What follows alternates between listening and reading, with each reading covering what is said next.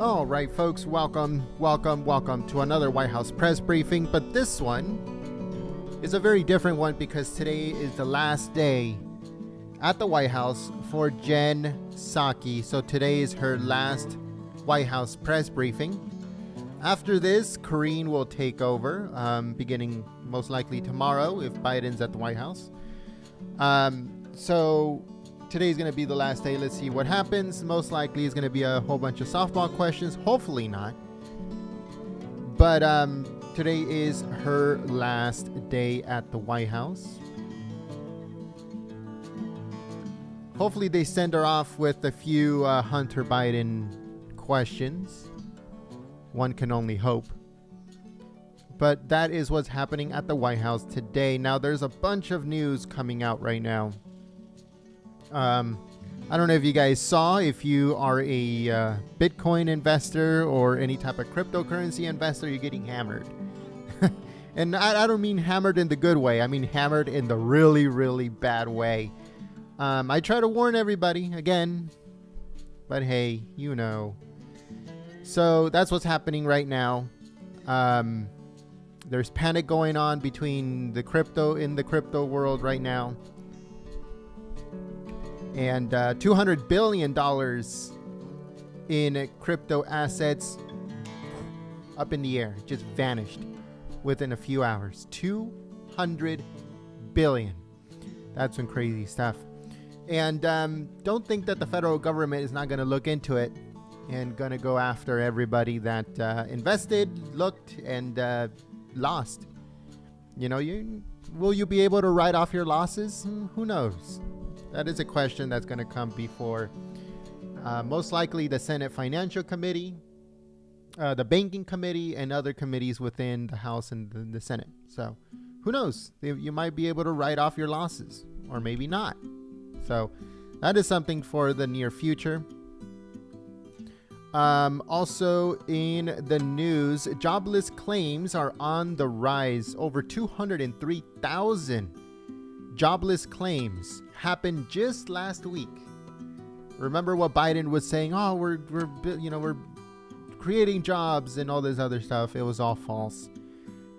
Biden has created 0 jobs since he entered office, and now the quote-unquote gains that he had over the last month have just fizzled out. And now 203,000 people have filed for unemployment benefits. 203,000 just in the last week. That's not even the whole month. Just in the last week. That's the beginning of May. So the job numbers in May are going to look very interesting once June comes around. So let's see who they're going to blame this time. Russia, maybe Jen Psaki leaving the White House. Maybe that's why people are leaving their jobs. Who knows who they are going to blame in June. Also, this is breaking right now. January 6th probe subpoenas Republican House leader Kevin McCarthy and other lawmakers allied with Trump. House Republican leader Kevin McCarthy and 4 other GOP lawmakers allied with former President Trump were subpoenaed by the Select Committee investigating the January 6th Capitol riot, according to that panel. It says the move marked the first time that the bipartisan investigation has issued subpoenas on sitting members of Congress. It says the dramatic step comes less than a month before that House committee planned to kick off a series of public hearings. Let's see who they're going to drag into Congress and put them on the hot seat regarding this whole January 6th. And so Kevin McCarthy and 6 others have been subpoenaed. House member, let's see. In the subpoena, who did they get? I'm trying to see who else was the ones that they got. We will have the names. Oh, here we go. The letters, the committee sent letters of subpoenas to Representative Brooks, Biggs, Ronnie Jackson, Kevin McCarthy, And I think that's the only ones that they're naming as of right now. So again, the representatives that got sent a subpoena are Representative Brooks, Biggs, Ronnie Jackson, and Kevin McCarthy. So that's 4. There's still another 2 that we're going to find out about later on. So let's see who they drag into Congress to grill in upcoming hearings that they're planning to do. They're planning, the Democrats are planning to do public hearings in the near future. We'll be streaming those live here at Golden State Times. Also in the news, this is breaking right now too, Federal Reserve Chair Jerome Powell has been confirmed by the Senate for a second term. So Powell, as you guys know, he is very, very zeroed in on raising interest rates because he believes that raising interest rates is going to cause the inflation to go down.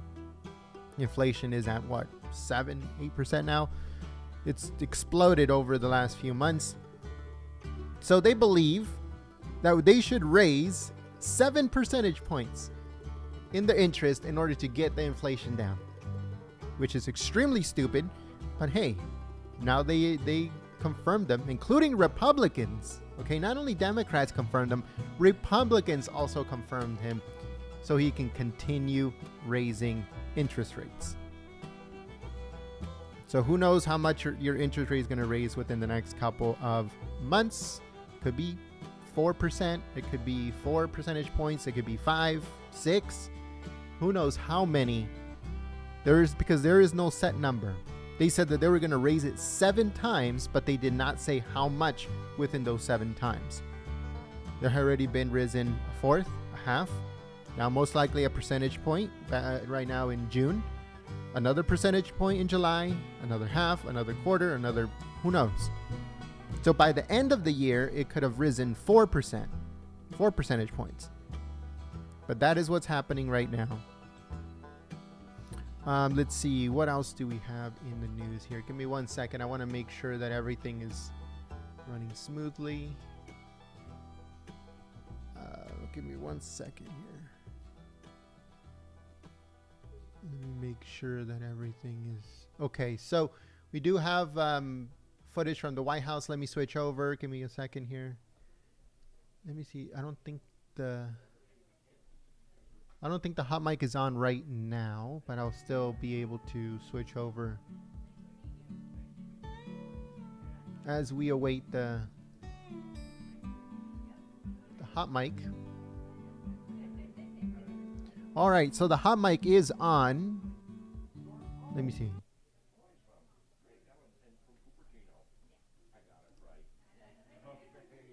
All right, so the hot mic is on, but it's a little low right now, so we're trying to get that fixed.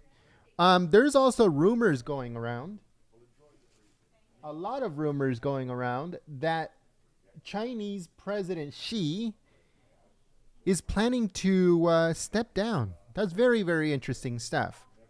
So it says, rumors swirl that China's Xi Jinping will step down amid harsh COVID lockdowns. So I don't know if you guys know this. You guys stay up to date on foreign news. Here at Golden State Times, we focus mostly on American politics, American breaking news, stuff like that. We really do not focus as much as we would like. Geopolitical, foreign news, foreign breaking news, stuff like that. We will in the near future, but we're just trying to make sure that you guys stay up to date on everything that's going on here on the home front. But what's going on in China right now is very interesting. So there has been severe lockdowns within the last few, maybe months now, actually. I don't know if you guys have seen the videos, the pictures of stuff of just cities completely shut down. They shut down certain cities to the, one person a day goes out and gets supplies type of situation. It was a full-fledged lockdown. There was nobody allowed to go out except one person from each household. So they did that. They opened it up and then they shut it down again because the COVID spread was really bad. So there's videos and there's pictures and there's all kinds of information coming out of like these police forces just grabbing people that they suspect could potentially have COVID without getting tested, without having any type of symptoms. So in other words, one neighbor that doesn't like another one can say he has COVID, and then they call up this police force. They go and round up everybody in that house, and they throw them into a facility. They've been doing that for a very long time now, and there's a lot of problems going on. There's a lot of tension and protests and stuff going on within China, and there's rumors that are swirling that China's President Xi Jinping could potentially step down because of that harsh treatment of the Chinese people. It says rumors circulating in China among overseas Chinese social media claiming that Chinese President Xi Jinping, under fire for draconian COVID-19 lockdown measures in Shanghai and elsewhere, will step down from power. The rumors followed a meeting last week of the parties of the CCP's meeting that they had. It says the collective leadership group that rules in China, as you guys know, the Chinese Communist Party.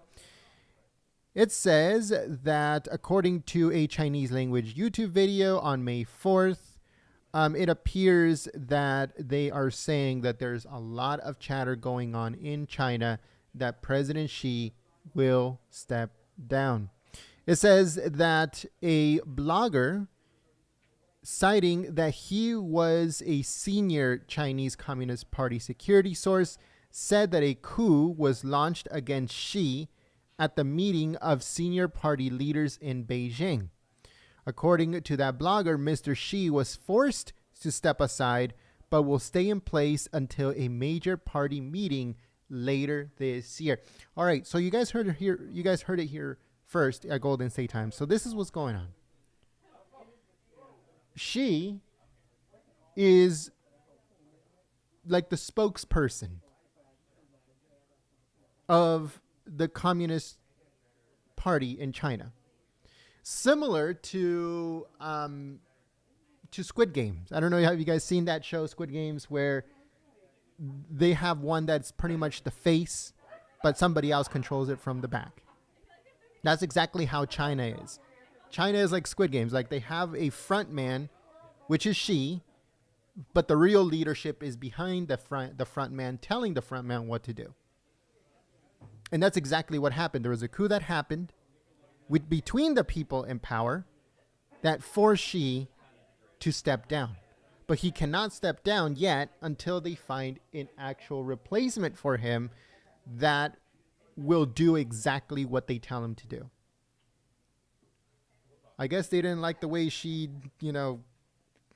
presided over the Chinese people. Maybe they thought he wasn't strong enough, or he didn't have an iron fist like they want. Who knows? But there's more information that's going to come out on that. Most definitely China is going to go into turmoil soon because of Xi. If Xi is forced to step down, a lot of problems is going to happen in China because of that. This comes pretty much in the heels of China pretty much overtaking the United States as the superpower of the world. It's becoming very, very close.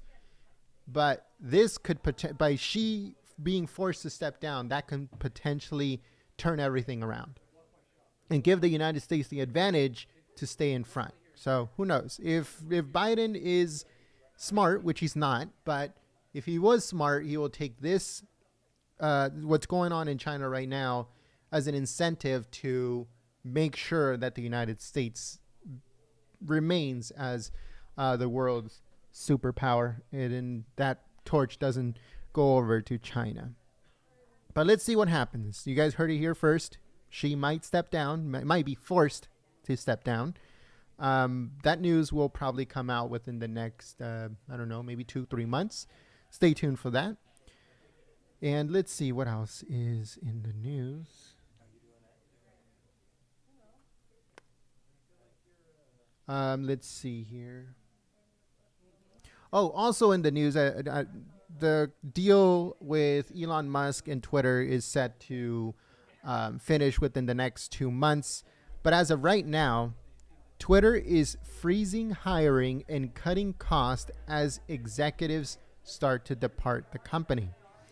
So it says Twitter is pausing most hiring and 2 executives are leaving the company, a spokesperson said on Thursday.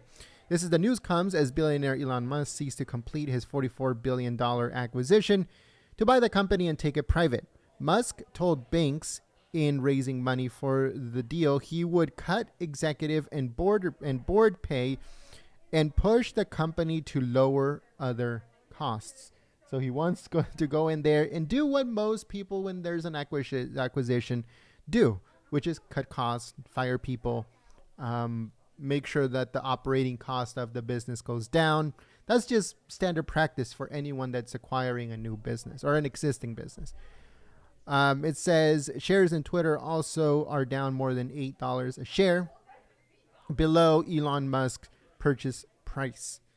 It says heads of the consumer company Kayvon Bacor and revenue product led Bruce Falk are leaving the company. The spokesperson confirmed, according to a new report. So 2 executives are leaving. The CEO that Twitter has right now is not going to be the CEO once Elon Musk pretty much takes control of the company. I don't know if you guys remember this. Last week I told you guys Elon Musk said that he is going to be the CEO, at least for a few months, while he gets everything in order and makes sure that he steers the Twitter ship in the right direction that he wants. After that, he would step down and put on the new CEO that he has already chosen.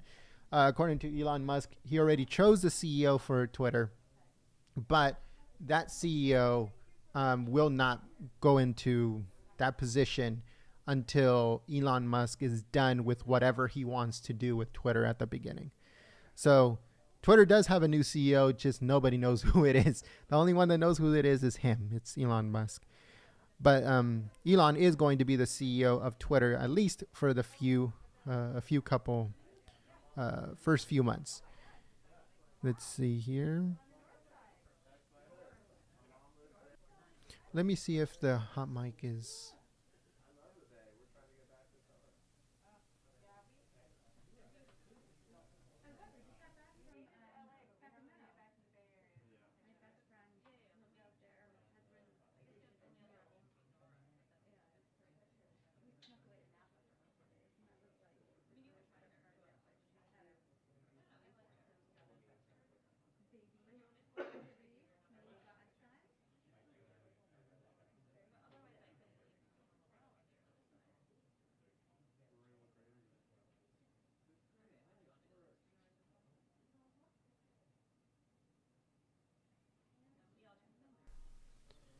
All right, so let's see here. I'm trying to make sure that the hot mic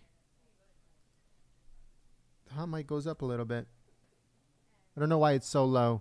Also in the news, I don't know if you guys seen this yet. Trump is set to speak at the NRA annual meeting, the first one that they've had since the pandemic. So the NRA hasn't had one since 2020.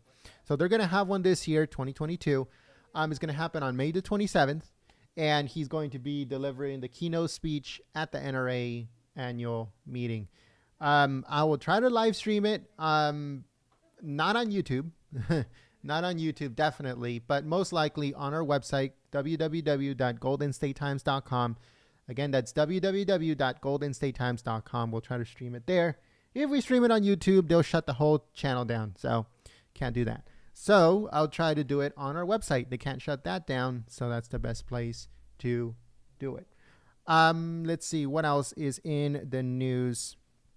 All of this, once again, is on our website, goldenstatetimes.com.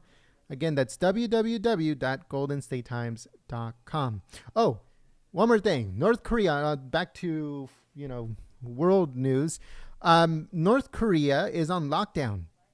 COVID has finally reached the hermit nation, also known as North Korea.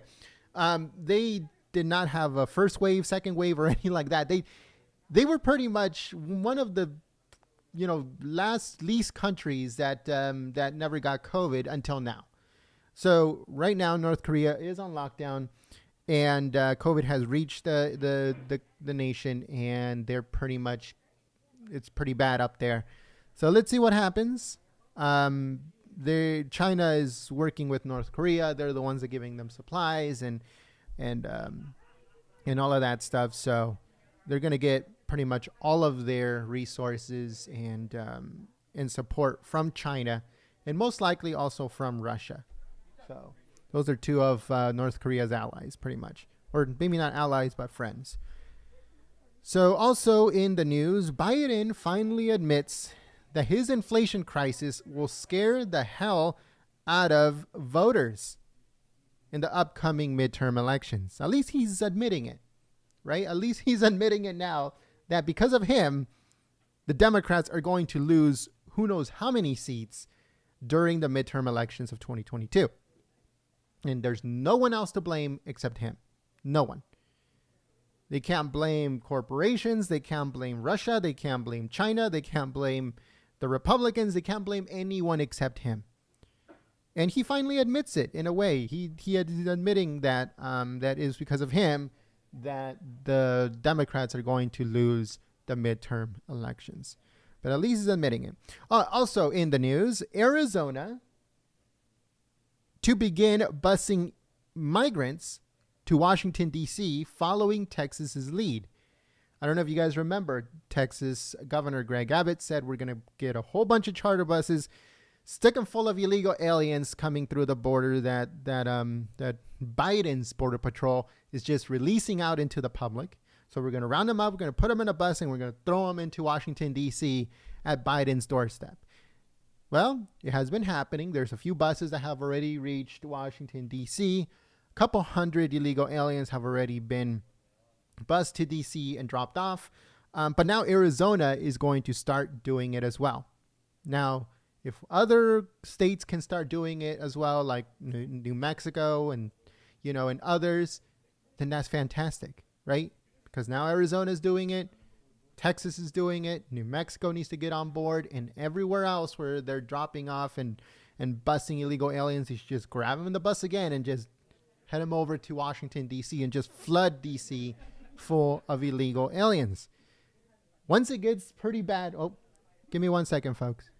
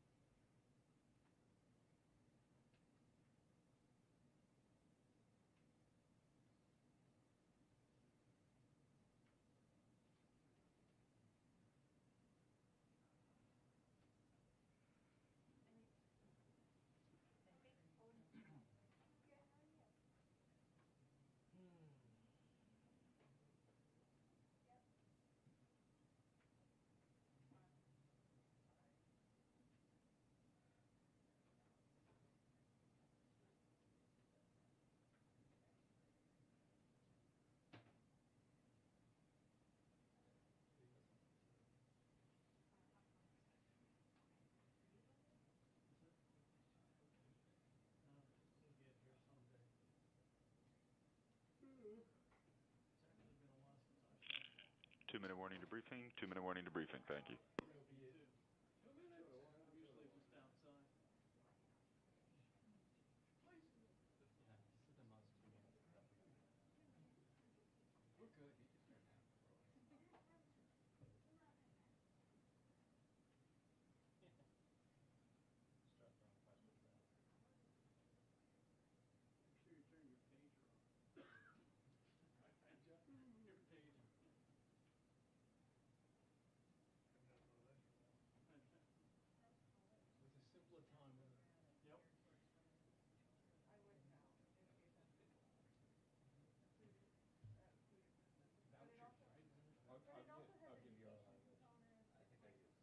We called it AP Style is a federal program of like food stamps.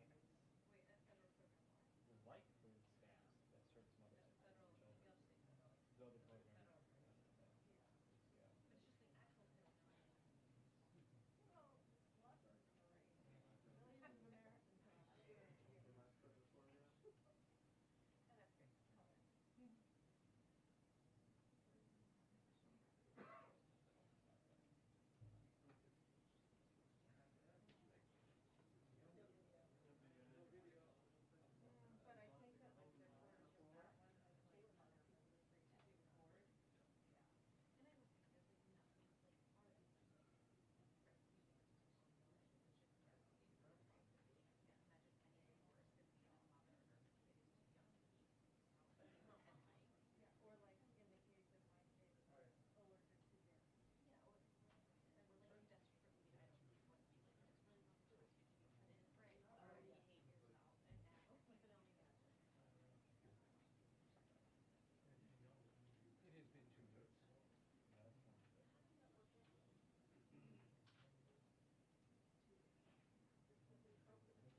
It's a sauce too.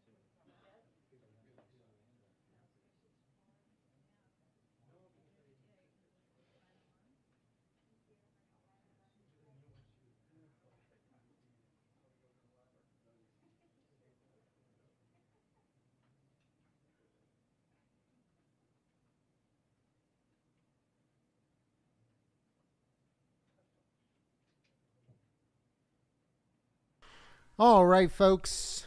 Sorry about that. I had to go all of a sudden. But there was a little emergency. All right. Oh, here we go. Give me 1 second. Just wanted to start with one topper for all of you. President Biden has directed the administration to work urgently to ensure that infant formula is safe and available for families across the country during the Abbott Nutrition Volunteer.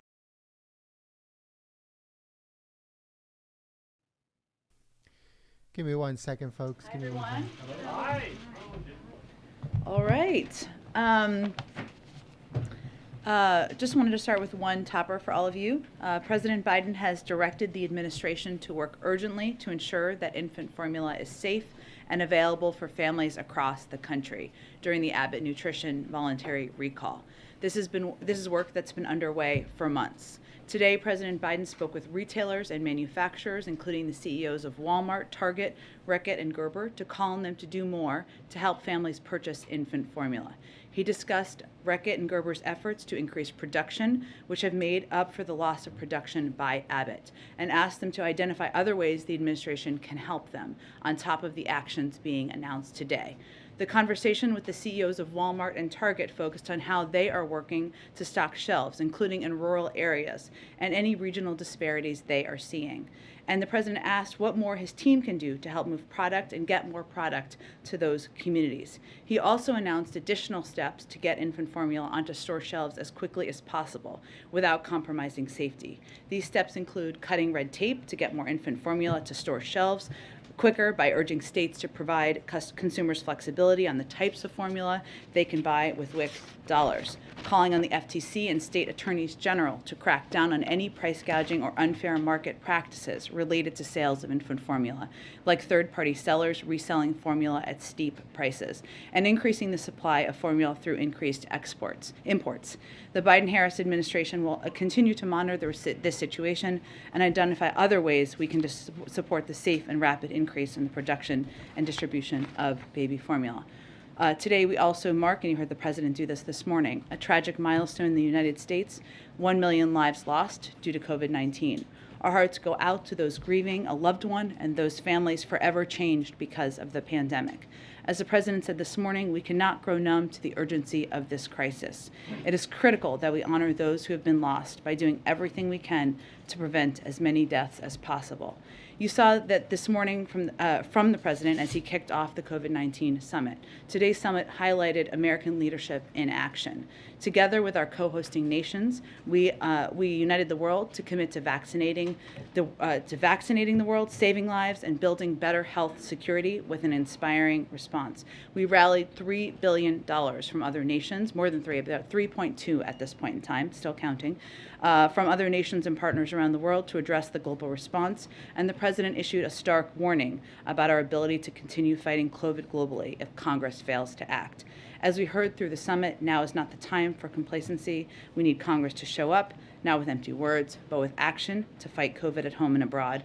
As we mark this tragic milestone, our hope is to avoid another tragic one like this, and that will only come if we act with urgency throughout the remaining fight against the pandemic. Go ahead, Josh. Thanks, Jen.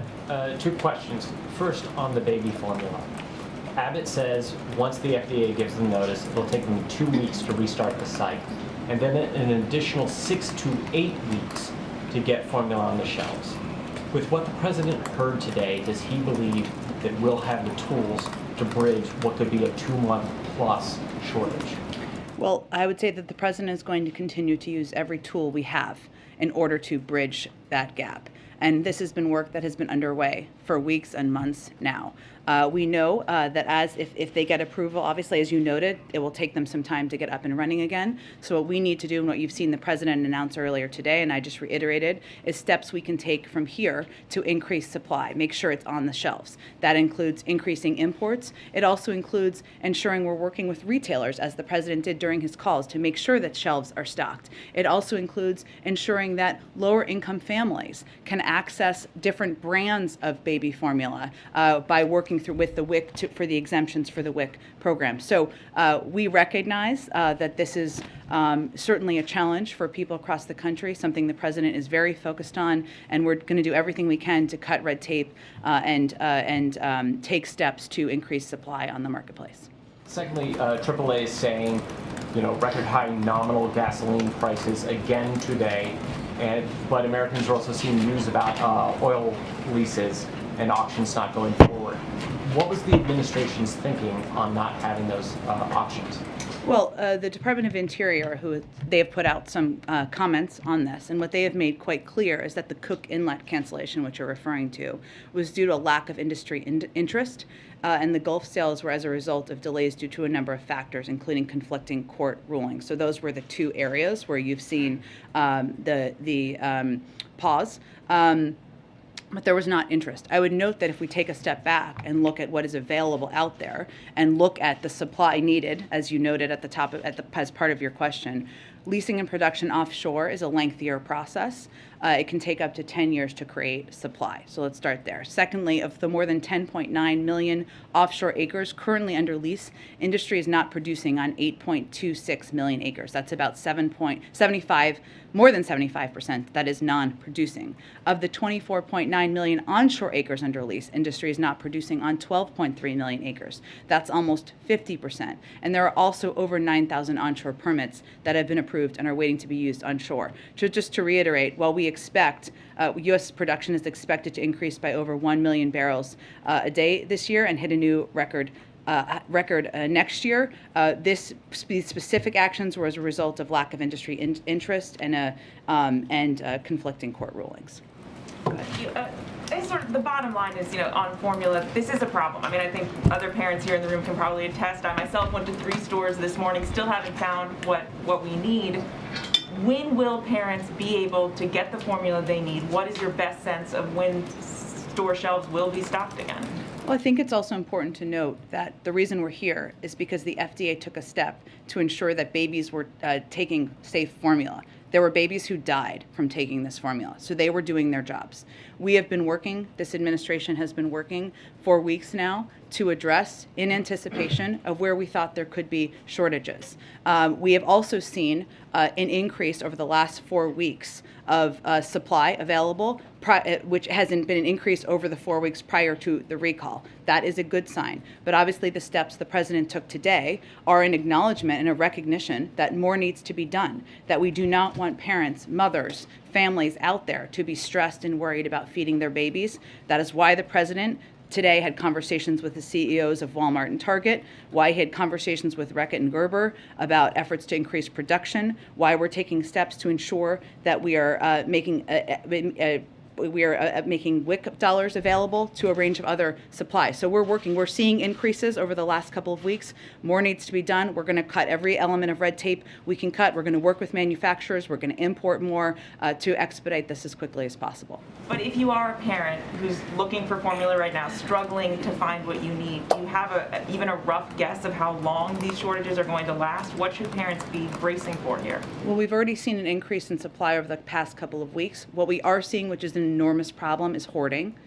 People hoarding because they're fearful. That is one element of it, and people hoarding because they are trying to profit off of fearful parents. So that is also something we're focused on taking efforts to track and adjust and address and look into. But again, more infant formula has been produced in the last 4 weeks than in the 4 weeks preceding the recall. We're taking every step to increase that. So our message to parents is, we hear you, we want to do everything we can, and we're going to cut every element of red tape to help address this and make it better for you to get formula on the shelves. And as you mentioned, this obviously stems from the FDA taking necessary steps to try and deal with a very serious problem. And as Josh noted, Abbott says that subject to FDA approval, they could restart at this site within 2 weeks. Do you have a sense of why it may be taking so long to get this factory back up and running, or what the holdup is from the FDA's perspective?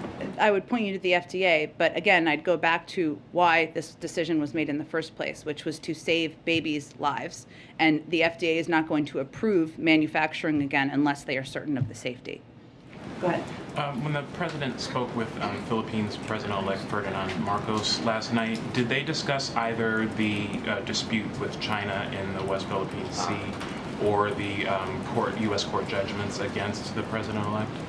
I'm not aware of those being a part of the discussion, but I can check and see after the briefing if there's more details. Thank you. And then on NATO, if Finland and Sweden are successful in their attempts to join NATO, that would put the U.S. on the hook, again, for military defending those countries, even potentially with nuclear weapons. What benefit is that to U.S. citizens? Well, first let me say that the United States would support a NATO application by Finland and or Sweden should they choose to apply. We, of course, will respect whatever decision they make. Both Finland and Sweden are close and valued defense partners of the United States and of NATO. I would note that even without them being members of NATO, our militaries have worked together for many years. We're confident that we can find ways to work with them, address any concerns either country may have about the period now or whatever is required if they were to join NATO. I would say in terms of how this benefits the American people, I think is sort of what you're asking about.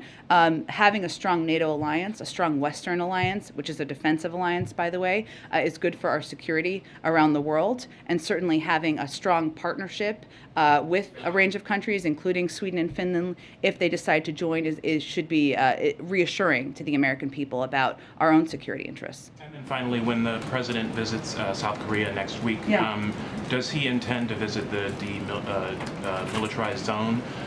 And what's your current assessment of the threat of a North Korean nuclear test? Well, on the first question, we're still finalizing details of the schedule for the trip and what it looks like. Obviously, that is a step that is taken by many who visit the region, but I expect we'll have our National Security Advisor here in the briefing room next week with Karine to preview the trip. In terms of whether we expect a test, the United States assesses that the Democratic People's Republic of Korea could be ready to conduct a test there as early as this month. This would be its 7th such test. We've shared this information with allies and partners and are closely coordinating with them. As you noted, the President is traveling to the Republic of Korea and Japan next week, where he will continue strengthening these alliances and make clear our commitment to the security of the Republic of Korea. Our intelligence assessment is consistent with the DPRK's recent public statements and destabilizing actions, including the test launch of multiple intercontinental ballistic missiles. But this is information, again, we've shared with our partners and allies, and of course will certainly be a topic of discussion when the President travels next week. Go ahead. Just one more on the baby formula shortage. Obviously, some parents are feeling panicked and they're feeling desperate, and a big reason for that is because there's no substitute for formula if you don't have access to breast milk. I'm just wondering, if you're a parent today and you go to the store, you can't find any formula on the shelves, as is being reported across the country, what is the step that they should take? What is the administration's guidance on the immediate step they should take? Is there a hotline that they can call? Should they take the baby to the hospital? What should they do?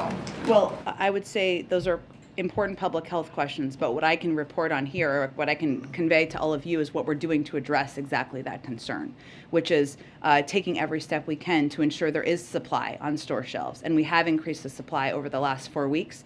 And as the President, as I noted at the top of this briefing, we're going to take every step we can to cut red tape, to ensure we're working with retailers like Walmart and CEO, that we're working with Reckitt and Gerber and others who can produce more, to ensure we are getting supply out to stores and out to retailers so that parents don't have that concern. But beyond that, that's what I can read out for all of you from here. Since you said it was a public health question, which agency should that question be directed to? Just the very practical, immediate question of, if you can't find formula and you need it for your baby to eat, what should they be doing? We would certainly encourage any parent who has concerns about their child's health or well-being to call their doctor or pediatrician. I just have one more. Just quickly on the student loan debt cancellation, can you give us a sense of whether the President is any closer to making a decision, and just sort of his frame of mind as he's thinking about what amount he would be willing to cancel? Well, I think, as I've mentioned in here before, on the campaign, when he was talking about student loans, he talked about a frame of about $125,000 a year. That is not related to necessarily what this final policy will look like, but I've used that as a point of reference to remind everyone, some who covered the campaign and some who did not, that he's always felt it should be targeted, this type of relief, and focus on the people who need help the most. I don't have any update on a final decision. I would remind you all that, again, no one has paid a dime in federal student loans since the President took office, and he's continuing to consider a range of options and policy here. Go ahead. On the formula shortage, just two quick ones. You said that this has been something that's been in the works for several months, mostly through the FDA. When was the first time the President was briefed on the shortage? I'm not going to get into internal briefings. He's been made aware of it through the process, and there's been steps. This week? It would have been, yes. Has there been any consideration of using the Defense Production Act? There are a range of options, including that under consideration, Ed, but I would note the issue here is that a manufacturer was taken offline because they did not produce a safe baby formula. So what we're doing here at this point in time is working with other manufacturers who can produce safe baby formula, and we've had success in increasing their productivity over the last 4 weeks, and we're going to continue to work on that. He would have known about this before this week. It wasn't like this suddenly popped up. This has been something the administration has been working on for some time now. On Ukraine, Senator Rand Paul has delayed passage of the aid for Ukraine by insisting a new inspector general be established to track how the taxpayer money is being spent on the war. It's going to delay passage of this probably now until next week. Would the President support establishing some kind of watchdog office to track this? We've asked about this before. It's now a congressional issue. Well, I would say that we agree oversight is critical. That's why the package already includes millions of dollars to support additional oversight measures, including additional funding for existing inspectors general. And we encourage all senators to promptly pass the bill as it stands. We feel what's in there is sufficient. One other thing that was left out of it, at least in the House, was an attempt to legalize the status of tens of thousands of Afghan evacuees brought into the U.S. last year. Does the White House see opportunity somewhere else soon to convince Congress to get that across the finish line? We have been having conversations with congressional leadership about this. They are ongoing on the best path forward for this and other priorities that were not included in the package. We know this bill sends a clear message to Ukraine, to Russia, and to the world that we stand with the people of Ukraine. It doesn't mean every component of it has everything we want in it, including that as an example. But it's important to move it forward. Go ahead, Jackie. Thank you, Jen. A couple of quick follow-ups on baby formula, Sure. and then I want to get to something else. It does seem like we should have seen this coming, that maybe the FDA could have done more on the baby formula shortage. The whistleblower who used to work at that Sturgis plant warned the FDA top officials about safety concerns in October, but they didn't interview that whistleblower until December. The inspection wasn't until January 31st. The recall happened February 17th. So is that timeline acceptable to the White House? And if not, what is the White House doing to correct that at the FDA? I'm sure there will be plenty of time to take a look at if there are any issues that could have been improved here. I don't have any specific analysis of that at this moment in time. What I will note is that there has been work ongoing on this for months. That's how we increase the supply and how we're able to, increase the sales based on the month of April overall. But there's more that needs to be done. Clearly, we don't want any parent to fear about not being able to provide formula to their child. And as I noted at the top, the president is, leaving no stone unturned in addressing this. I didn't see anything in the fact sheet related to possible antitrust concerns. According to one report, 89% of the market's controlled by 4 companies. I know the president has tried to increase competition in other areas where it's consolidated, like meat packing. So is there going to be any call for increased competition in that industry coming from the White House? Jackie, it's a good question. I have not been made aware of that being a concern here, but I'm happy to raise it and see if there's more to tell you. Shift gears only slightly to Sure. crack pipes. Okay. You said in February that no money from a $30 million harm reduction program would fund distribution of crack pipes in safe smoking kits. The Washington Free Beacon reported that they went to harm reduction facilities in 5 cities, and all of those facilities had crack pipes in their kits. HHS would not say which programs had applied for funding, and the recipient list is not out yet. So I'm just wondering if the White House can say if any taxpayer dollars paid for these crack pipes. No federal funding has gone to it. And is there any oversight to ensure that when that money goes out for the program, that these organizations will not use federal dollars for crack pipes? This policy does not allow for crack pipes to be included. I would just note that this is a bit of a conspiracy theory that's been spread out there. It's not accurate. There's important drug treatment programs for people who have been suffering from what we've seen as an epidemic across the country, and money is not used for crack pipes. And I want to ask about the president's comments last night. He went off about MAGA again. Yeah. MAGA King. Yes, King he MAGA. referred to former President Trump as the ultra MAGA king. He's been decrying ultra MAGA Republicans and saying he's going to be doing it more. But Hillary Clinton expressed some regret not too long ago for referring to Trump voters as deplorables who couldn't be redeemed. And considering that Trump got 74 million votes in the last election, I'm just wondering if this is the best strategy for Biden to win people over, win over support ahead of the midterms, especially given his inaugural theme being America United. Well, I would say that the president is not afraid to call out what he sees as extreme positions that are out of line with where the American people stand, and whether that is supporting a tax plan that will raise taxes on 75 million Americans making less than $100,000 a year, or whether it is supporting efforts to overturn Roe v. Wade, something that 2/3 of the American people, in a Fox News poll, may I add, supported. And there are countless examples from there. The president believes that there is still work we can do together. The Bipartisan Innovation Act is a good example of that. But again, he is not going to stand back and stand aside while people are pushing for extreme positions that are not in the interests or supported by the vast majority of the American people. On inflation today, Ro Khanna, just sort of feeding into his comments about from last night about inflation. The president was talking about the economy when he was referring to ultra MAGA. And Ro Khanna said today that blaming Putin may not be effective. He said, we need to say inflation is a real threat, it's an emergency. So it seems like the president has been rationing up this rhetoric, blaming Republicans, blaming Putin. We've heard all of the reasons why the pandemic is a factor. But Ro Khanna is asking, this White House to call inflation an emergency and to call out the National Guard to help with supply chains. Are those things that you'd consider, this White House would Psaki, consider? I don't think anyone doesn't think inflation is an issue. The president has said that countless times. The question is, it doesn't matter what you call it. The president just gave a speech on it yesterday. The question is, what is your plan to address it?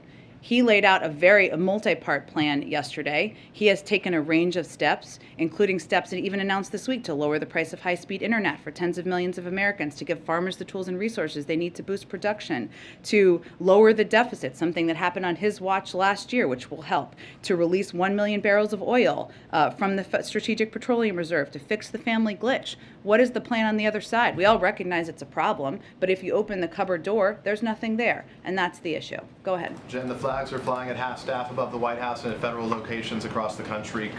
Kristen Urquiza, her dad died in June of 2020. You likely know he was in an Arizona hospital. The only person there to hold his hand in the ICU was the nurse. She is now the founder of a group called Marked by COVID. They have about 100,000 members right now. They're advocating for a national day of remembrance, a COVID Memorial Day of sorts. Does the president support a national day of remembrance, a COVID Memorial Day?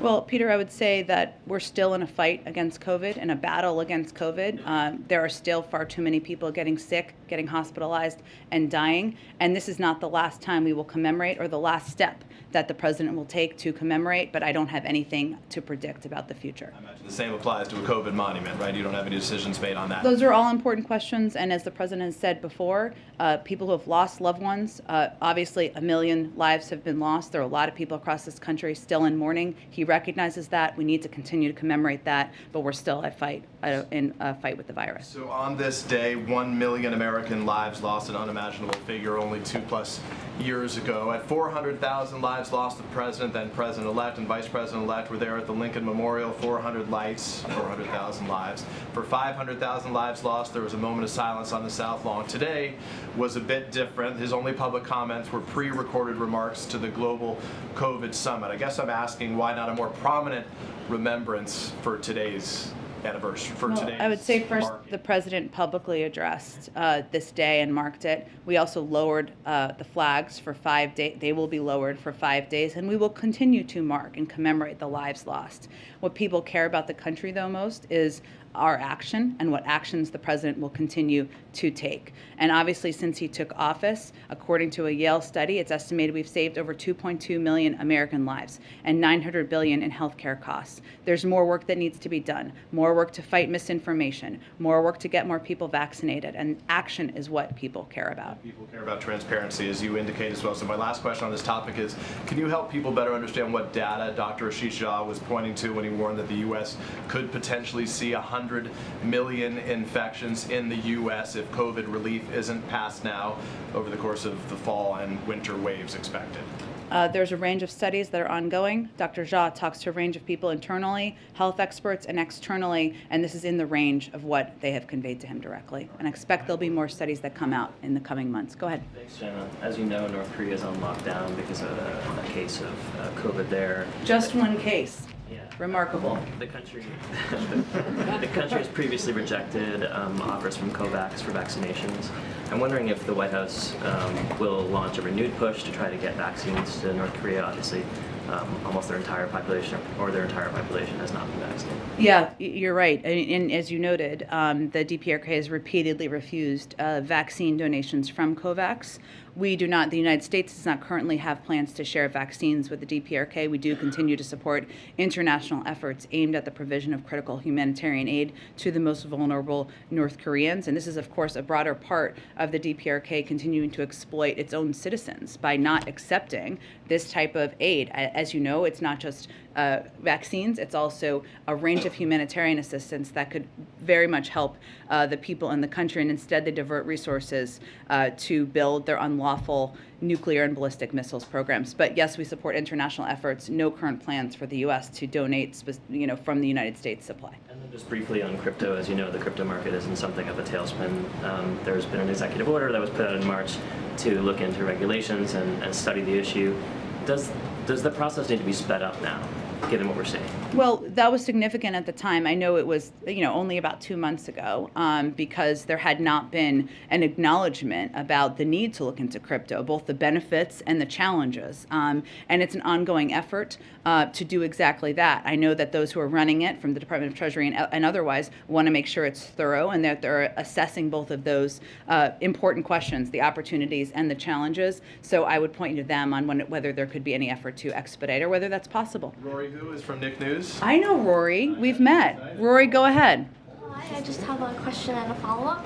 So first, there are concerns about the negative impacts of social media on the mental health of children. Will the White House take any actions to prevent these adverse effects? As a mom myself, Rory, my daughter's younger than you. She'd think you were very hip and cool, no doubt.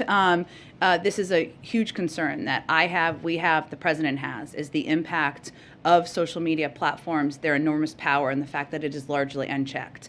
It is certainly something that our Surgeon General, Dr. Vivek Murthy, has talked about in terms of the impact of social media platforms and what the impact they're having on the mental health, the self-esteem of young people. And so I would say the president, the first lady, all of us believe that more needs to be done. And the internet has become a tool for children's education. A lot of students use the internet to learn. So how will the White House prevent children from getting misinformed from the internet? Such a good question, too. Well, I know reporters like yourself and people that other kids listen to are good voices to provide accurate information. And you coming here and asking tough questions is an important part of that. I would say that, one of the things that we encourage parents to do is, make sure you are educating yourself on all of these platforms and what information is available and working with your kids to make sure they understand what's accurate and inaccurate. There's certainly steps the government can take, but there's also an ongoing development of new tools, and we as parents need to keep educating ourselves about what's out there so we can make sure our kids have access to good information, informative information. We watch a lot of animal videos in my house. That's all good and positive, and not access to information that's inaccurate, misleading, or problematic. Go ahead. Thanks. This is much better than Portnoy, so. Yes. Hard confirm. Go ahead. Our friends at Reuters reported that there's a new executive order being drafted to give HHS and DOJ new powers to block Chinese access to vulnerable, to Americans' sensitive information. And so I was wondering if you could give a sense of timeline on this, but also the idea that there's been frustration within the administration over some of the slow walking of commerce on rulemaking and investigations, and that may have prompted this action by the president. Well, I would say that certainly the protection of the privacy of American citizens and ensuring that no foreign actors, whether state-owned or otherwise, have access to the information of Americans is of utmost concern to the president, to our national security advisor, and others.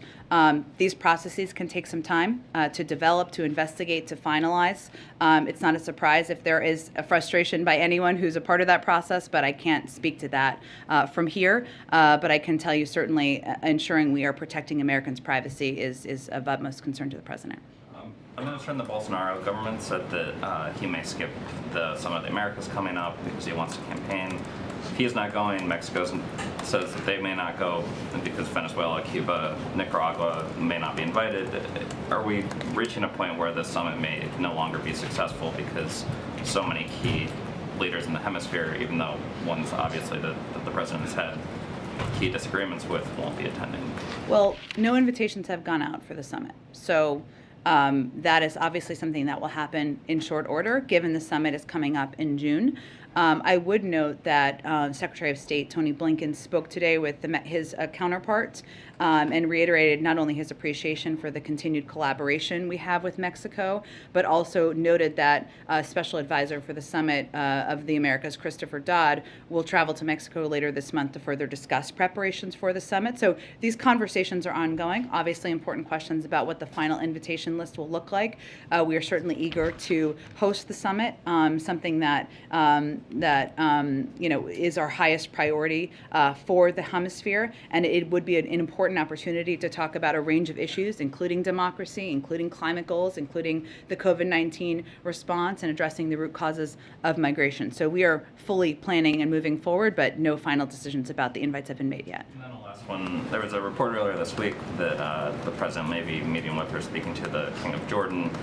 Obviously, also, I think we asked last week about this possibility of a regional summit in Israel. So I'm wondering if you could confirm either of those things, and specifically on the last point, whether Saudi Arabia is being weighed as a participant in that summit. Oil production, obviously, a kind of primary concern for many Americans. Yes. Okay. First, yes, he will be meeting with the King of Jordan. I can get you the details of that after the briefing. And on the second part of your question, I think you're referring to what his travel might look like in June around the other summits. We're still finalizing what that looks like. There have been good questions about whether or not he will go to Israel, given he has committed to Prime Minister or accepted the invitation of Prime Minister Bennett. But that trip, we're not quite there yet. We're still finalizing the next trip. We have had senior members of the national security team travel to Saudi Arabia to talk about a range of issues, including regional cooperation, obviously the war in Yemen, and supply on the global marketplace. But I don't have anything to predict in terms of an upcoming visit by the president. Go ahead. Back on infant formula, Senator Gillibrand in an interview with NPR said that this is a life or death issue and that the other companies aren't stepping up, they aren't producing as much formula as they should or could be, and that she's going to ask the president to invoke the Defense Production Act on this. Is that the kind of request that will be entertained? Yes, we're exploring every option. I think when you look at the Defense Production Act, you have to ensure that it would actually achieve what you're trying to achieve. And so we're also looking at that as well. And we have been working, this is one of the reasons, obviously, the president called CEOs today of some of these vital companies to determine what more can be done, because we know that with one major supplier having part of their supply off the marketplace, one of the easiest and fastest ways to address that is to increase supply from some of the other suppliers, and also to import more, which is a step we're working to take as well. They didn't happen to ask him to invoke the Defense Production Act, did they? I'm not aware of that being a specific ask from them. I can see if there's more to read out from the calls as well. And just quickly on the COVID deaths, going back to the group marked by COVID, they're also asking the president to meet with people who've lost loved ones, to, express his empathy and also sort of feel what they're feeling. When is the last time he met with the loved ones of people who've died from COVID, and would he consider such a meeting? He certainly would, and I think even people who may not like the president probably would not question his level of empathy and compassion for people who have lost loved ones. And certainly addressing and talking about that impact is something you hear him do nearly every time he talks about COVID. He certainly would be open to doing that. I don't have anything to predict in terms of the future schedule, but yes, go ahead. Jen, some of the steps, at least two of them announced today on infant formula, seem like things that could have been announced steps that could have been taken earlier, and any woman following this on any mom's list or whatever has known of rumblings of this crisis since nearly the plant shut down in February. Why did it take so long to announce the steps you announced today? Well, again, some of these steps we've been working on just because we haven't been announcing them publicly, including increasing supply and working with producers and suppliers. Some of the challenges we're also seeing, let me just note it, and I noted this a little bit earlier, is this hoarding issue.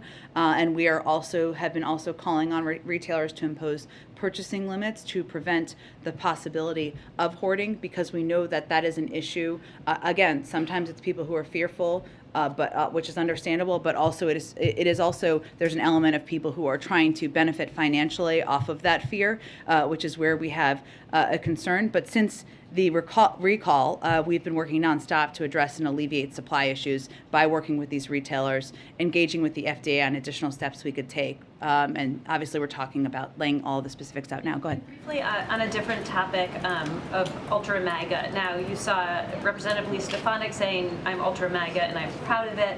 Former Trump super PAC blasted out a T-shirt of him as an Ultra MAGA Superman. He, on his own Twitter alternative platform, released a meme of him as the Ultra MAGA king. I guess I'm curious what the administration makes of Republicans and the former president sort of co-opting this and elevating what President Biden clearly intended as a pejorative.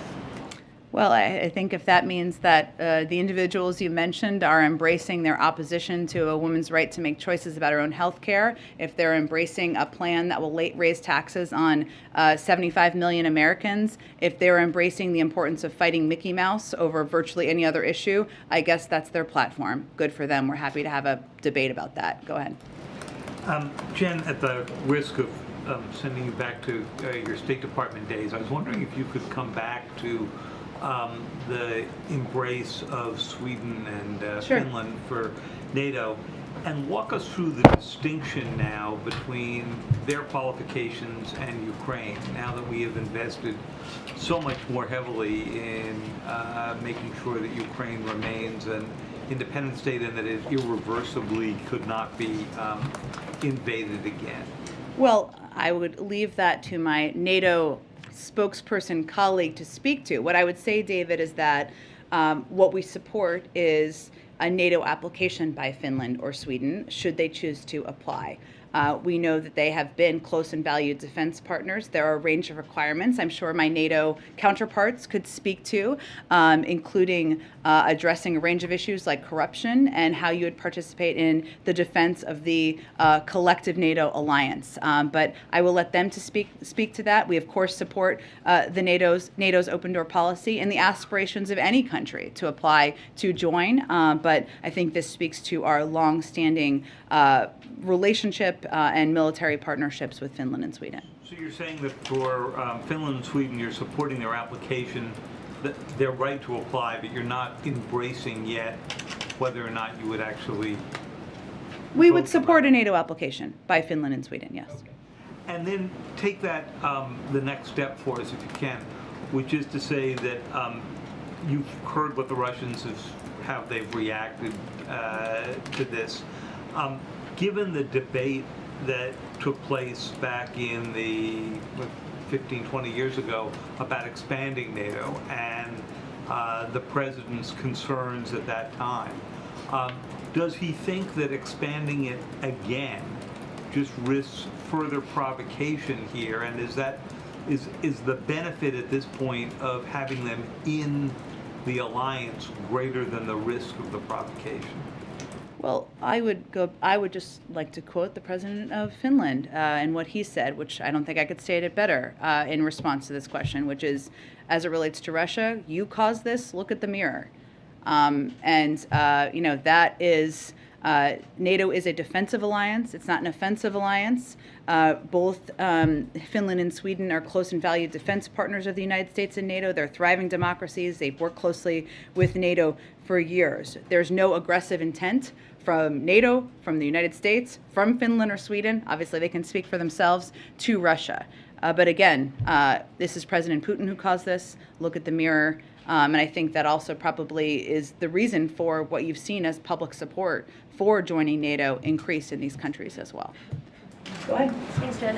One on the COVID summit, and then if I can, a follow-up. Sure. Tam was asking about the DPA. During the summit today, did the U.S. hear any concerns from other countries about the delay in securing U.S. funding for the global effort, or that there's a potential that that funding will not come through if Congress doesn't move forward on it?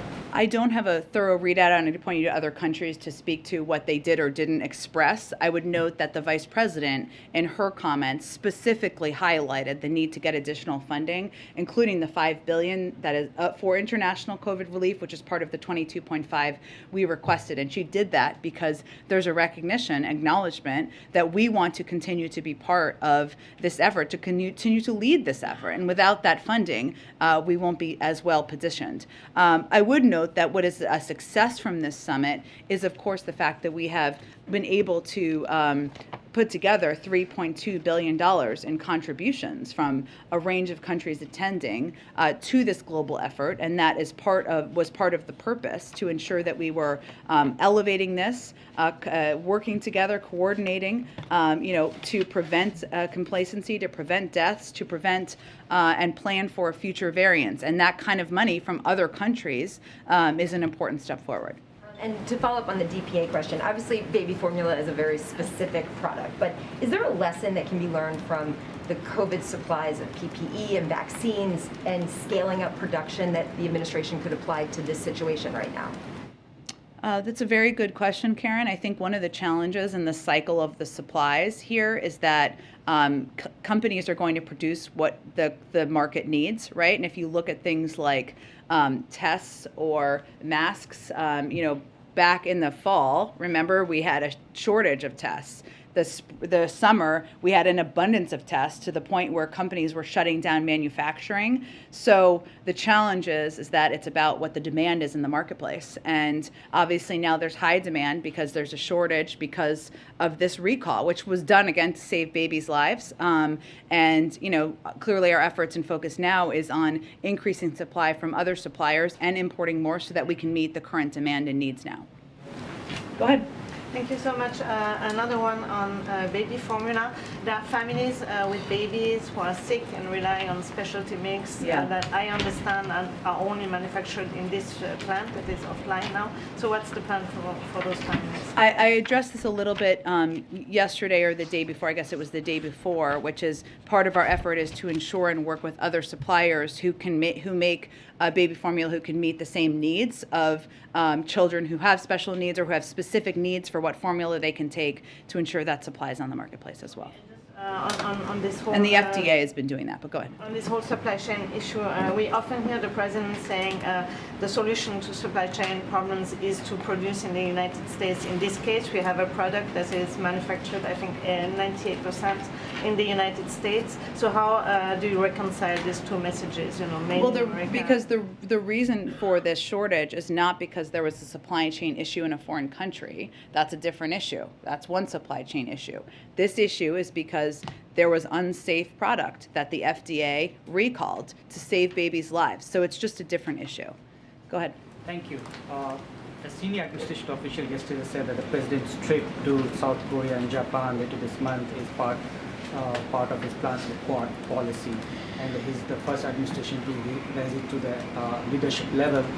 That the president has plans to visit other two countries, Quad countries, India and Australia, and when that is going to be. I'm sure he will in the future, but we have 2 foreign trips we're still trying to finalize at this point, and so I don't have any predictions about when. Is it going to be in the first term of the president? I can't make a prediction of that, but there's a lot of time left in the first term, so that's the good news. A lot of time for travel. And the second question, what is U.S. expectations from India on the 2 wars the world is fighting? One is the Ukraine war, other than the COVID-19. Well, we continue to remain in close touch with India about our efforts to rally the world to stand up against Russian aggression. That means implementing and abiding by sanctions that have been put in place. And as you know, Dilip took a trip, our Deputy National Security Advisor took a trip just a few weeks ago there to have a conversation about that. We continue to encourage countries to speak out about Russian aggression. And obviously on COVID-19, we've been an important partner with India in providing supply and vaccines and needs in their times of need over the course of the last 15 months, and certainly we'll continue to work with them on that. Go ahead. Thanks, Fran. One on Finland, one on Israel. When Russia threatened military technical means against Ukraine many months ago, you were sounding the alarm bells. You were giving very specific projections as to what the Russians were going to do. They've invoked that term again after Finland's announcement. What do you make of it? What are your concerns about Russia's response to this? About Russia's Finnish application for NATO membership? Well, I would say that the facts are important here, which is that NATO is a defensive alliance. NATO has no aggressive intent against Russia, nor does the United States, nor do Finland and Sweden. We have all long supported, before the invasion, after the invasion, the open door policy, and certainly given Finland and Sweden have long-standing important partnerships with the United States, with NATO countries. They're long-standing democracies. That's why we support their application. But beyond that, I think it's important to note what the facts are here, which is that there's no aggressive intent at all. On the killing of Shireen Abu Akleh in Jenin, you called for an investigation, a swift investigation. I guess the question is, what kind of investigation? The Israelis have extended an offer for the Palestinians to participate in a joint investigation. Should they be accepting that offer? And they've also asked for U.S. oversight over some examination of, for example, the bullet that killed Shireen. What have you responded to that offer? What would you like to see? Well, we understand that both Israel and the Palestinian Authority are already conducting investigations into the circumstances of the killing. We encourage both parties to do so thoroughly and transparently and to share their findings to ensure that all evidence in this case is available and fully assessed. We stand ready to assist either party in any way that we can. Neither side has asked for our assistance at this time, and such a request would be required in order for us to do so. Go ahead.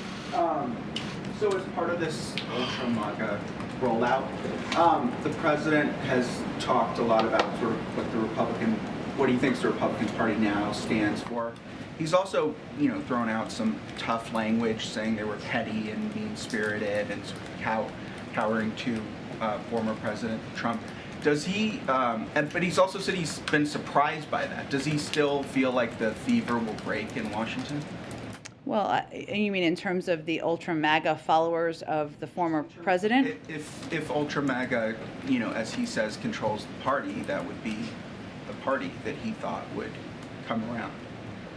Well, I just want to make sure I'm understanding your question. Are you asking me if he thinks that there will ever be a period of time where there will not be a ultra MAGA party, or if does he feel like there will be a period in time when he is president in which the ultra MAGA wing of the Republican Party doesn't control it, and that the fever will break in Washington? Well, that's certainly his hope. The president has long believed that Democrats and Republicans can work together to get things done. He signed 80 bipartisan bills into law last year. The Bipartisan Innovation Act is something we're still working to get through.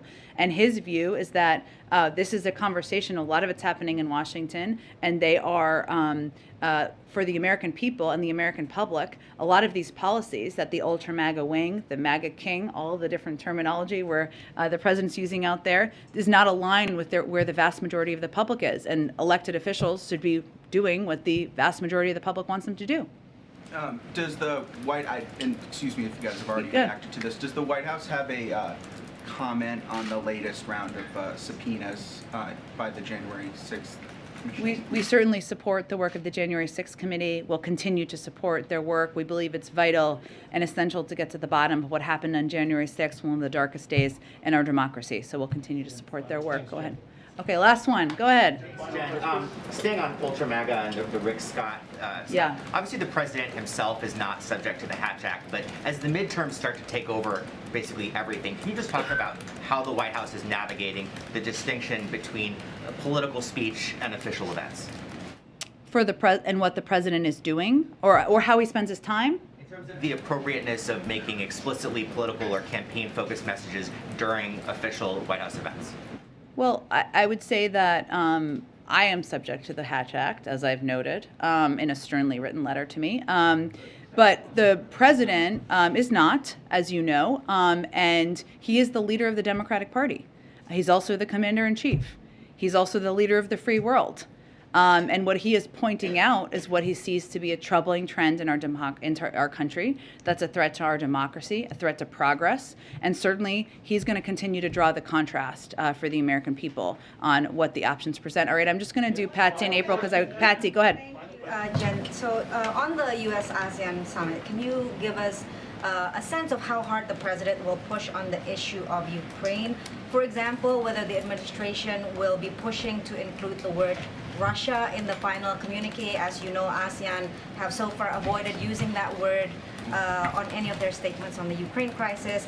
And I have a follow-up on Afghanistan, if you don't mind. Sure. So on the ASEAN summit, Ukraine will absolutely be on the agenda in terms of what the final communique will look like. I don't expect it will be ready for more than 24 hours, and there's lots of conversations that need to happen between now and then, so I can't make a prediction of it. But I will say that a number of the ASEAN participants have been important partners in calling out the aggressive action of Russia in invading Ukraine, in participating and supporting sanctions, and certainly abiding by them.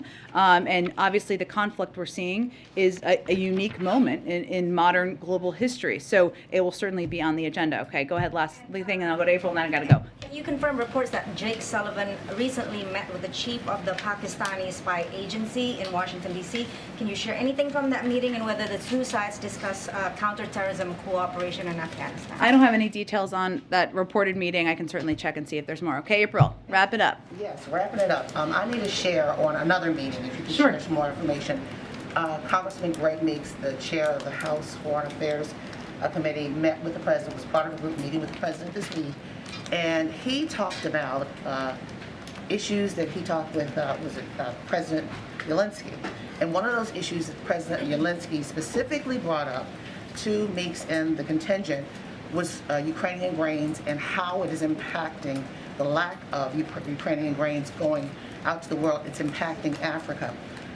Meeks said the president spoke about it. Can you drill down a little bit more about this? As the president has said he wants it to go out to the world, he drilled down a little bit more, especially when it comes to Africa, because there's a concern about many of those countries, to include Ethiopia and Congo, that's already going through crisis. Yeah, it's an important issue. We're seeing food shortages in the world, including in parts of Africa, other parts of the Middle East. This is one of the reasons why the president went to Chicago and raised the issue of doing everything we can to increase supply here in the United States. While we don't expect shortages here, we want to be providers of American grains to the rest of the world, as we're seeing shortages in part because of the war in Ukraine. We've also provided a large amount of assistance to global food programs, global aid programs, in anticipation of what we see as a potential shortage of food, and we'll continue to do work on it. I'm sorry. Does this give the president more pause that President Zelensky himself brought that issue of grain for Africa up, specifically Africa, the continent? Well, we are working on this issue and have been working on this issue for months now. That is, the president went on a trip just yesterday to elevate and talk about the steps we're taking to increase supply of grains and wheat here in the United States to address exactly this issue. And we are far and away the world's largest provider of assistance and aid to global food programs in order to address what we know could be a shortage around the world. Thank you, everyone. Jen, as you prepare to hand over the torch, what do you finish regrets? All right, folks. So once again, that was the last White House press briefing by Jen Psaki, as she is set to leave and become the next Rachel Maddow, I guess. But again, her show or whatever they're planning to put her in is going to fail. Not to wish her bad luck or anything like that. I'm just being truthful. That's exactly what's going to happen. Most likely, she'll end up with that other, what's his name, Chris Wallace from Fox. End up in a completely different place than where he was hired. Remember that he was going to be on CNN Plus, but guess what? CNN Plus got shut down. Nobody wanted to watch that garbage. And same thing will happen to Jen. They believe that she's going to be a hit. Yet people within NBC are starting to revolt because nobody wants Jen there. They know how much of a liar she is.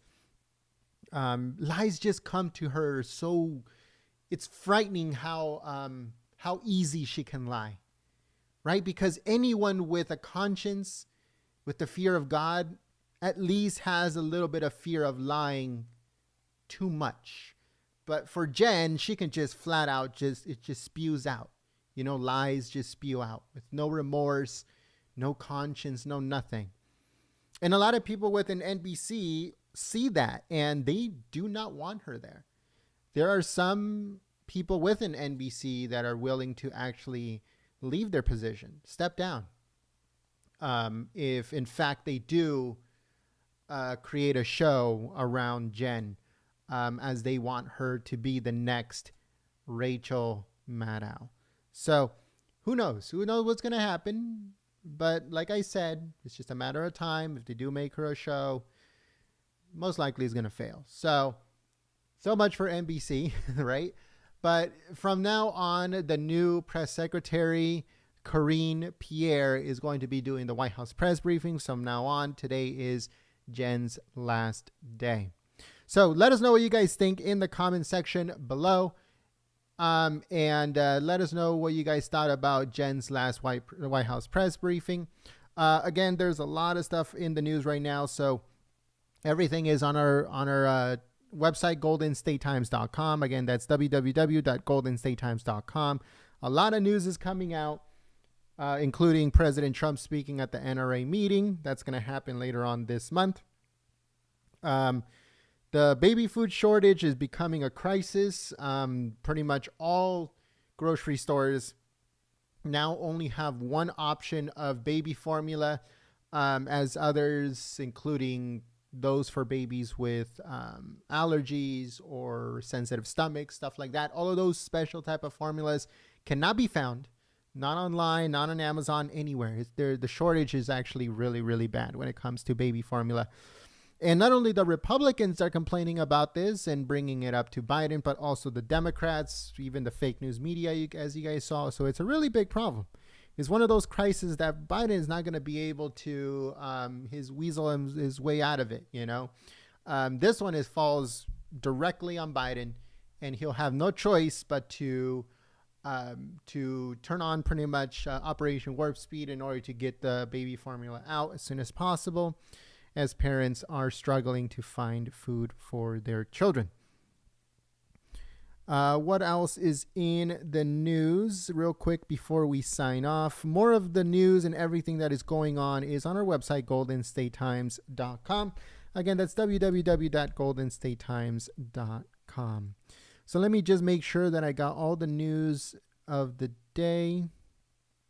Now, if you guys really want to know what happened regarding the baby formula, back in February, reports came out. We actually reported here at Golden State Times that a lot of the baby formula was being contaminated. Some babies even passed away because of the formula. So what happened was that they started to do a recall. But when they noticed that the recall wasn't enough for certain types of baby formula, then they pretty much shut down all production, or they reduced production up to 25%. And up to that point, there was enough baby formula to keep the shelf stocked. But obviously, since February has already been March, right now we're in April and May. It's already been 3 months, or almost 3 months. And all of the formula that was on the shelves is already pretty much gone. Now we're in a crisis. And they haven't been able to, one, figure out exactly what the contaminant was, how the contaminant happened. And since the production has been reduced to a quarter of what it originally was, not enough formula is being shipped out. So that's what's happening right now regarding that. Now, what could have Biden potentially done? That's the question right now. Biden already knew what was going on, knew what was happening. The FDA, which he's in charge of, was on the case. He had been briefed many times, way before they shut down the factories, and he did absolutely nothing. He did nothing. He just sat there and said, well, you guys figure it out. Let's see what happens. And, well, what's happening now is that there's a crisis. Let me just make sure I got everything. Again, everything is on our website, goldenstatetimes.com. Again, that's www.goldenstatetimes.com. All right, let's see. January 6th panel is set to subpoena Kevin McCarthy and GOP lawmakers. The gas prices have reached another median high of over $4.50. I don't know if you guys remember this. Months ago, I told you guys it's going to reach $4, almost maybe $5. If you live like in nowhere, Pennsylvania, but you're going to see $6 to $7 in regular towns and big cities. And that's exactly what happened. Let's see what else. Arizona is starting to bus illegal aliens from their state as they get dropped off by Biden's Border Patrol, and they're getting picked up and then being sent to Washington, D.C. So that's what's happening right now. Let's see what else is going on. Twitter has fired executives as they get ready for Elon Musk's takeover.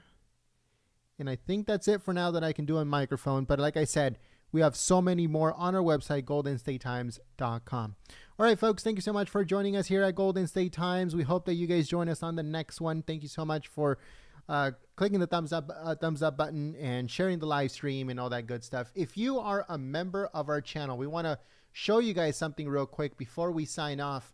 So because of all of our members, which are viewers just like you, we want to give a big thank you to all of our members. And because of your support in keeping the channel alive, keeping the channel going, we have set up a new area here where it says our members. Thank you to our channel members. So these are all our members on here. And that's just as a thank you. The thing rotates ever so often to show all of the members that the channel has. Thank you so much for your continued support, for being here with us, for tuning in, for helping us out every single month. We cannot do it without our members. And as a thank you and as a token of our appreciation, we want to put you guys at the very top of our channel to let everyone know that you guys support the free press.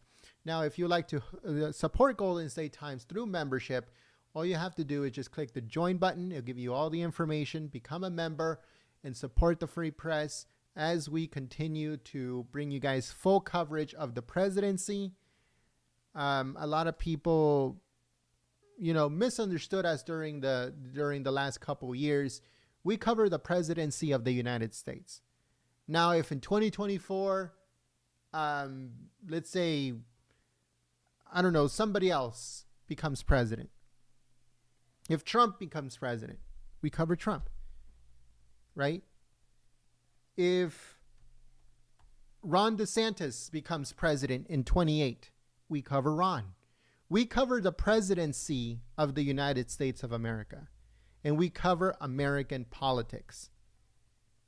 If the Republicans are in charge in 2022, then obviously we cover the Republicans and what they are doing, what they're saying, everything. Right now, the Democrats are in power, both in the Senate and the House. Little bit of power, it's a slight majority. But so what do? We cover everything that they're doing, they're saying. We're giving you guys updates. We're making sure you guys are updated on everything that they're saying. So we cover the presidency of the United States. And we cover whoever is in charge of the Senate and the House and all of the news that comes with it. And we also cover breaking news and news of the day. That is what we do here at Golden State Times. We don't go one side and go that side. And, to us, both of them are corrupt. Both Republicans and Democrats, they're both equally corrupt. Both of them. We don't favor one over the other. If one needs to be praised, we praise him. If the other one needs to be slammed, we slam him. If vice versa, it does not matter for us. That is what we do here at Golden State Times. We keep you guys informed on things that are going to happen. Like we warn you about gas prices, inflation, caravans that are coming, the recession that is coming. We warn you about all those things in order for you guys to cushion the blow a little bit. We tell you guys stuff in advance. Like right now, I can warn you, there is a recession coming. Get ready for the recession. The recession is going to hit. Inflation is through the roof. And inflation numbers are set to come out. Did they come out? Yeah, let's see. Inflation numbers are set to come out. Just this past week, over, how much was it? 150? Give me 1 second. Let me get you guys the right number because I want to make sure that I don't get this wrong. So it was 203,000 people have filed for jobless claims, so unemployment. 203,000 people filed for unemployment just last week, at the beginning of this month. So again, my job is to inform you and warn you. A recession is coming. Get ready for it. In any way, shape, or form you can get ready for this recession that is coming. It's coming. The same way that I warned you about gas prices going through the roof way before it happened, I'm warning you now. Recession is coming. Prepare, prepare, prepare. We will keep you guys informed of everything they're planning and they're doing. Again, if you guys remember last month or last week or whatever it was, I warned you guys that Schumer and Manchin are getting together and they are drafting a bill to raise taxes. Not on those that make $400,000 or more. No. On everyone. From the poorest to the richest. They're going to go after everybody in one swoop. And that is all going to happen at the exact same time as rates keep going up through the Federal Reserve. Interest rates keep going up. Inflation keeps going up. Recession is coming. Tax increases are coming. All that at the exact same time. And I don't want to be doom and gloom. I'm just letting you know. I'm trying to do my job by informing the public what these people are planning. And that is what we do here at Golden State Times. So thank you so much once again to all of our members for allowing us to do that, for allowing us to go out there and to warn the American public that these things are being planned by both the Republicans and the Democrats, not to help you guys, not to empower you guys. What these people are doing, they're in a way helping China become the superpower of the world. And both of them are working hand in hand to do it. And I'm talking about the Republicans and I'm talking about the Democrats. They're working in harmony together in a bipartisan way to destroy America. And that's why I tell everybody, don't give money to the Republicans. If let's say one day you have an extra $50, spend it on your family. Take them out to a really nice place to eat. Buy something for your kids or grandkids or whatever you have. Buy something really nice for yourself. Do not give it to the Republicans. Spend it on yourself. Make a memory. Donate it to your church. Donate it to someone that's needy. Anything.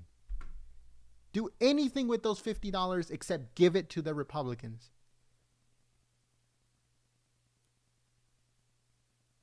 But that's just my take. And again, I'm just here to warn you. And I am not allowed to lie to you. If I lie to you, I will be punished. And the last thing I want right now is to be punished. I cannot lie to you because I will be punished. So I'm telling you guys the truth. And I'm just warning you guys. Thank you so much, folks, and I will see you on the next one. But until then, my name is Jen Goldstein. I'm from Golden State Times. I'm here to warn you, and I will see you soon. Peace.